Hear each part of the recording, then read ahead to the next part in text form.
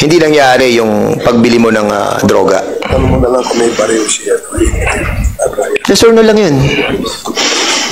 Yes, sir. So, hindi totoo yun. Yes. And even yung by baril si Brian, hindi totoo. Wala yung 38 di ba? Meron 38, pero hindi Yes, sir. Okay, yes. Nangyaring by bust. Yes or no? Yes. Walang nangyaring by bust. Sino nagplan? Sino nagay ng baril dun sa bridge kasama yung shabu?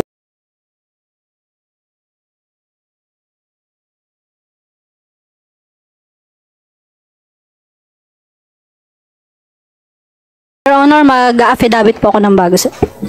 So mag-affidavit ka ng bagong magsasabi ka ng bagong affidavit. And why? Anong mali sa ginawa ninyo? Anong mali sa ginawa ninyo, Michi? Sir, dun sa lapses, sir, namin. Sa Ano yung mga lapses? sa statement, pre-ops, coordination, sir. So in other words, yung pag bigay mo ng pera at yung nakuha mong basura, hindi totoo yun. Kumbaga, pag dalbas mo, nabaril mo na agad yung tao. Sir, pwedeng sa affidavit ko na lang, sir. Hindi, tinatanong lang naman kita. Yes or no yun? Kasi you're trying to get our concurrence doon sa affidavit na babaguhin mo So basically, you have to answer us back.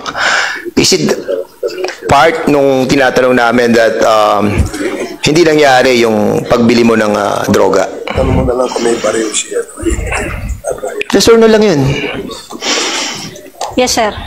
So hindi totoo yun. Yes, sir. And even yung by baril si Brian, hindi totoo. Wala yung 38 di ba? Meron 38, pero hindi Yes, sir.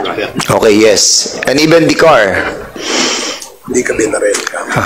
So even the car, yung meron talagang red na car. Meron po, sir. Maroon, di ba? Meron na rin. Okay. So in other words, okay, executive session pa rin ang hinihingi mo, Sergeant Macaraig.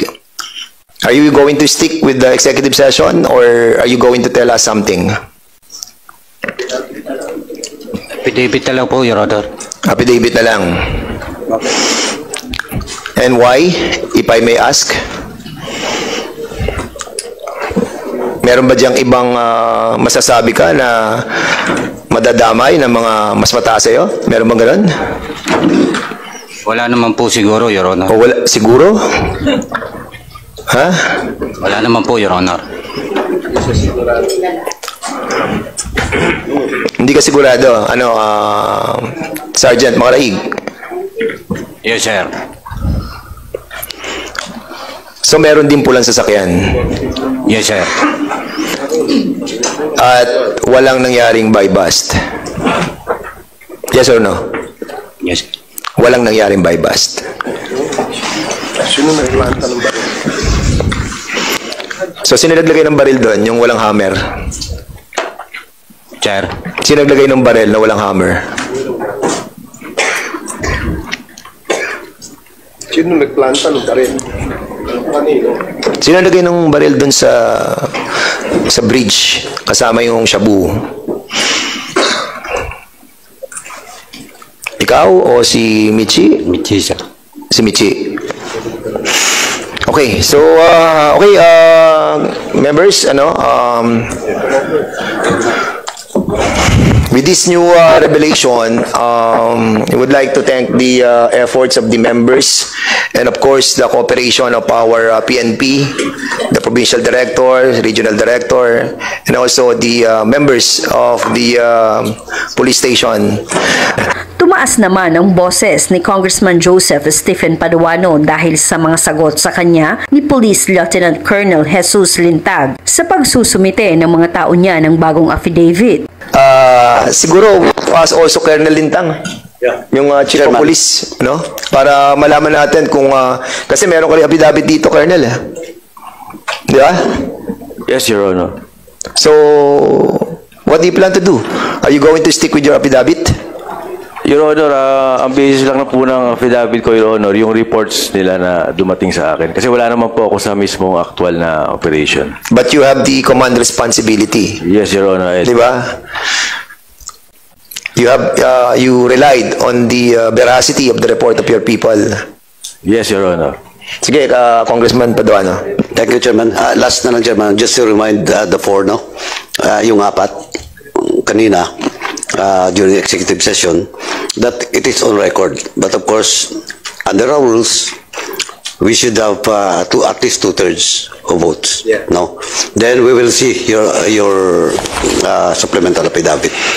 If indeed, pwedeng committee mag-recommend sa inyo. No? But still, yung story nyo kanina, ayun na rin ang buo na story ni Chairman Acop at saka ni Chairman Dan Fernandez. Kaya we hope, and we'll see the affidavit, no, na execute nyo, and that includes Maraig and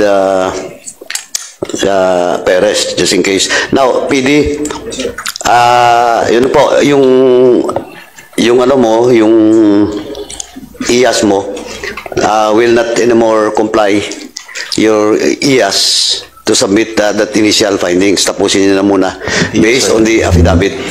Yes, yung 4 o 6 sila. Yes, sir. Kasi sakto 6 lang naman talaga eh. But Yes, sir. still you have to submit the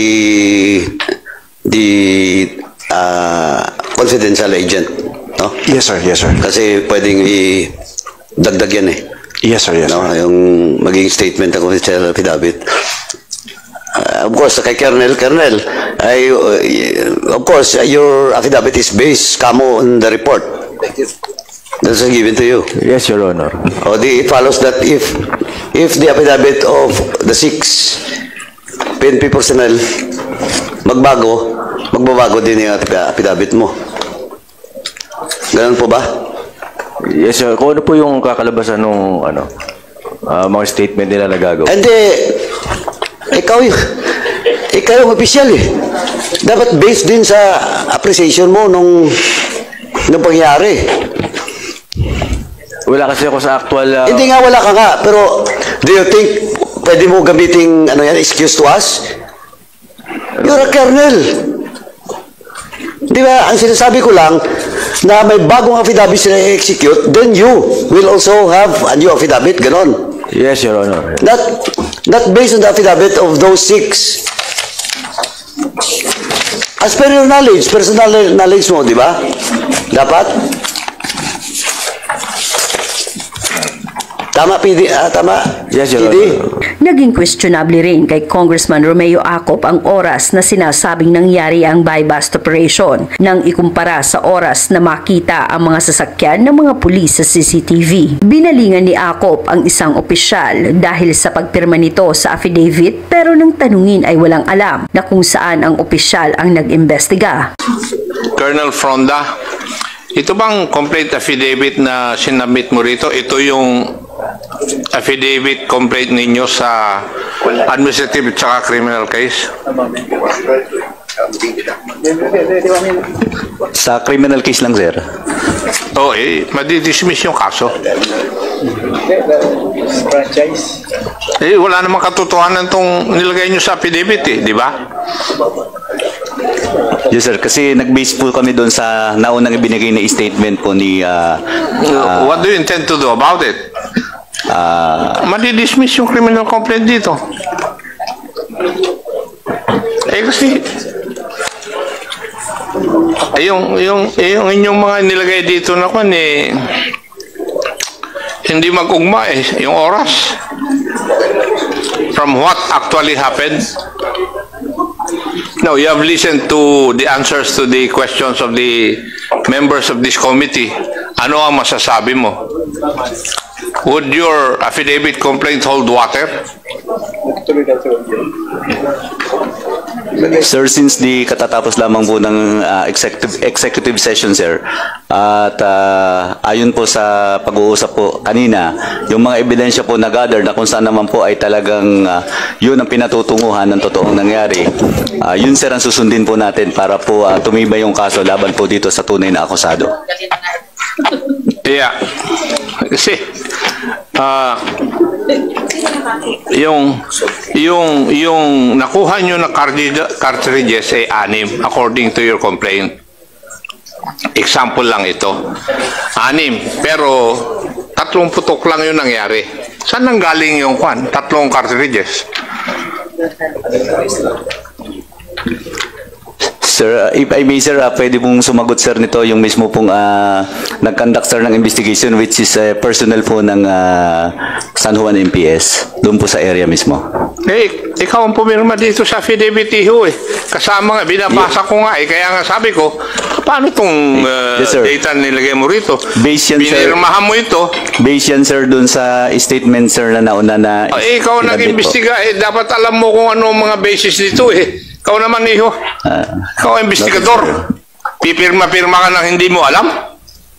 Baka pipirma ka ng death sentence mo.